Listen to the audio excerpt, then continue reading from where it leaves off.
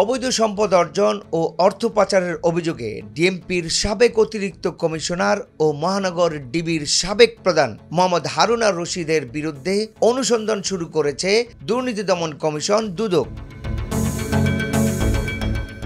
দুদকের দায়িত্বশীল সূত্র জানায়, ডিএমপির সাবেক অতিরিক্ত কমিশনার ও ডিবির সাবেক প্রধান মোহাম্মদ হারুন আর রশিদের বিরুদ্ধে দুদকে অভিযোগ জমা হয়েছিল 2023 সালের জুলাই মাসে।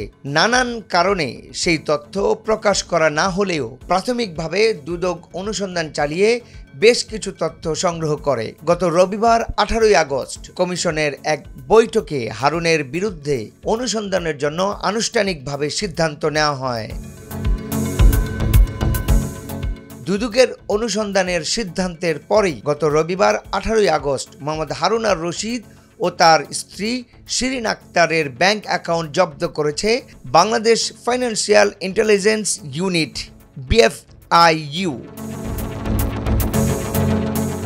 হারুন আর রশিদ 20তম BCSে মুক্তিযোদ্ধা কোটায় পুলিশ ক্যাডারের একজন সদস্য হিসেবে 2000 সালে চাকরিতে যোগদান করেন। প্রাথমিকভাবে জানা যায় ভুয়া মুক্তিযোদ্ধা কোটায় তিনি চাকরি পেয়েছেন, যা প্রকাশ্য অনুসন্ধানের সময় নিশ্চিত হওয়া যেতে পারে। ডিবি হারুন কিশোরগঞ্জের মিঠামইন এলাকায় নিরহ লোকজনের জমি নামমাত্র মূল্যে জোর করে কিনে নিয়ে কয়েকশো কোটি টাকা খরচ করে প্রেসিডেন্ট পার্ক নামে একটি বিলাসবহুল রিসোর্ট তৈরি করেছেন। গাজীপুরের শ্রীপুরের উত্তর ভাগনাহাতি এলাকায়ও সবুজ পাতা নামে একটি রিসোর্ট তৈরি করেছেন মর্মে এলাকাবাসীর কাছ থেকে জানা যায়। সাবেক পুলিশ কর্মকর্তা হারুন আর রশিদ তার পরিবারের সদস্যদের নামে ঢাকার উত্তরায় সেক্টর 3 ও 5-এ একাধিক বাণিজ্যিক প্লট ও বহুতল ভবন রয়েছে বলে তথ্য পাওয়া যায়। উত্তরা 3 নম্বর সেক্টরের 9 নম্বর সড়কে 7.5 কাঠার 1 নম্বর বাণিজ্যিক প্লটটি তার। একই সেক্টরে 7.5 কাঠা জমির উপর 14 তলা আরেকটি বাণিজ্যিক ভবন নির্মাণাধীন রয়েছে। 3 নম্বর সেক্টরের 3 নম্বর রোডে অ্যান্ডোরা নামে একটি 6 তলা বাড়ি রয়েছে হারুনের। 10 নম্বর সেক্টরে একটি 5 কাঠার খালি প্লট রয়েছে তার নামে।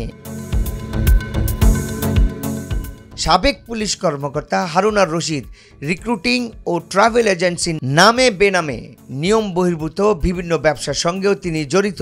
নাম প্রকাশে অনিচ্ছুক একজন পুলিশ কর্মকর্তার মাধ্যমে জানা যায়, হারুন আর রশিদের বিরুদ্ধে বিভিন্ন সময় অভিযোগ উঠলেও তার প্রভাবের কারণে কেউ কিছু বলতে পারেনি। তার নামে বেনামে ও আত্মীয় স্বজনদের নামে আরও সম্পদ থাকার সম্ভাবনা রয়েছে, যা অনুসন্ধানে বেরিয়ে আসবে বলে মনে করেন দুদক কর্মকর্তা।